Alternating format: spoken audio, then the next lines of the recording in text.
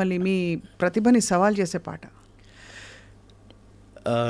Yeah దేవస్థానం అనే cinema. దేవస్థానం వీణాపాణి గారు music, Janardhan మహర్షి గారు, బాలు గారు, విశ్వనాథ్ గారు యాక్ట్ చూసాను సినిమా. ఆ సినిమాలో ఒక పాట స్నేహమా ఒక పాట ఉంది.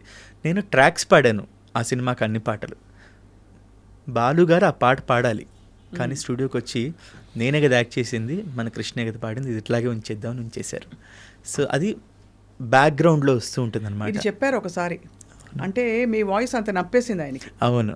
సో అది దాన్ని ప్లేబ్యాక్ అంటారో లేకపోతే బ్యాక్గ్రౌండ్ సాంగ్ అంటారో నాకు తెలియదు. బట్ బాలు గారు యాక్ట్ చేసిన పాట, బాలు గారు యాక్ట్ చేసిన సినిమా, అందులో నా పాట.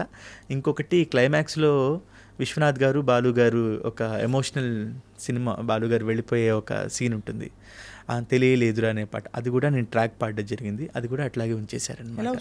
తెలియలేదురా విశ్వనాథ్ గారి చేతుల్లో బాలు గారు ఆ సందర్భం బాగా టఫ్ సాంగ్ అనిపించిందా? అంటే స్నేహమా అనే పాట కొంచెం టఫ్ సాంగ్ అనిపించింది, ఎందుకంటే ఇది బాలు గారు పాడే పాట. సో ఆయన వింటారు కాబట్టి మనం ఇంకా జాగ్రత్తగా పాడాలి అనుకున్నాను. కట్ చేస్తే బాలు గారు కృష్ణ బాగా పాడాడు ఈ పాట, ఇది ఇట్లాగే ఉంచేద్దాం అని చెప్పి ఉంచారనమాట. ఏం చెప్పిస్తూ ఉండేవారు లైఫ్ గురించి బాలు గారు?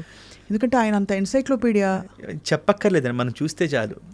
బాలు గారు లాంటి వారిని మనం చూస్తే చాలు. ఎందుకంటే ఐఎమ్ సో హ్యాపీ. మొట్టమొదటిసారి నన్ను అమెరికాకి తీసుకువెళ్ళింది 2008, 2009, 2010 3 సంవత్సరాలు బాలు గారు, శైలజ గారు, చిత్ర గారు, వీళ్ళందరితో పాటు నన్ను తీసుకువెళ్ళారండి. సో నేను చాలా దగ్గరగా చూసున్నా. అవి కాకుండా ప్రత్యక్షంగా, పరోక్షంగా, ఇందాక మీతో అన్నమాట అది చాలా పెద్ద మాట, నేను దానికి ఎంత అర్హుడినో కాదో నాకు తెలీదు. బట్ మీడియా పరంగా కావచ్చు కాక, వారి స్నేహితుల దగ్గర, వారి కుటుంబ సభ్యులు ఎవరి దగ్గరైనా కావచ్చు కాక, చాలా సందర్భాల్లో బాగా పాడుతున్నాడు ఈ పిల్లాడు అని చెప్పి నా గురించి ప్రస్తావిస్తూ నా జీవితానికి ఇంకేం కావాలనిపించింది. ఎందుకంటే మనం ఎవరినైతే చూస్తూ పెరిగామో ఆ వ్యక్తి మనకు తెలుసు అన్న ఒక భావనే చాలా గొప్ప ఇది. కరెక్ట్. సో ఇంకా వారు మనకేం చెప్పక్కర్లేదు, ఆయన చూస్తే చాలండి. ఇప్పుడు కొన్ని వేల పాటలు పాడారు, కొన్ని వేల కచేరీలు చేశారు, అయినా రిహార్సల్స్ చేస్తూ ఆ పాటల్ని, ఆ రిహార్సల్స్లో మళ్ళీ ఆయన కరెక్ట్ చేసుకుంటూ, మ్యూజిషియన్స్ ఏదైనా బిట్స్ కొంచెం ఏదైనా అటు ఇటు ఉన్నా మళ్ళీ వాళ్ళకి అది ఇట్లా ఈ ఆక్టేవ్లో, హయ్యర్ ఆక్టేవ్లో అవన్నీ చెప్తూ, ఇవన్నీ చూస్తే చాలు కొంతమందిని మనం, వాళ్ళేమో మనకి నువ్వు ఇలా ఉండు అని చెప్పక్కర్లా. మన ఇంట్లో మన అమ్మ నాన్నని చూసి మన వాళ్ళేం చెప్పరు, మనం వాళ్ళని చూసి నేర్చుకుంటాం. అలాగే పాట దగ్గరికి వచ్చేప్పటికి ఆయన చూస్తూ నేర్చుకున్నాను, అంతే. ఈ పాట చాలా బాగా పాడుతావు కృష్ణ, పాడి వినిపించు అని ఫ్రీ టైంలో పాడించుకున్న సందర్భాలు ఉండుంటాయి కదా? ఈ అష్టాచెమ్మ పాటే నన్ను అమెరికా టూర్కి వెళ్ళినప్పుడు ఆయన హమ్ చేసేవారు అనమాట. కష్టం తెలుసా కృష్ణ యాక్చువల్లీ, అంటే సంగీతం నేర్చుకుని నేను కూడా వింటే అనిపిస్తుంది అసలు ఆ రికార్డింగ్ జరుగుతున్నప్పుడు ఆయన ట్రాక్ పాడేశారు కళ్యాణి మాలిక్ గారు.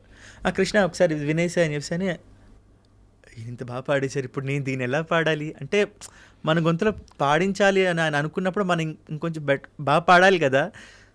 ఆడించి అష్టాచెమ్మ ఓడించి, ఇది వింటున్నప్పుడే నాకు అయ్యా అనిపించింది. బట్ పాడిన తర్వాత ఆయన సంతోషపడ్డారు. మోహన్ కృష్ణ గారు ఆ సినిమాలో 2 పాటలు పాడడం జరిగింది. తర్వాత కూడా కళ్యాణి మాలి గారి మ్యూజిక్లో గోల్కొండ హై స్కూల్లో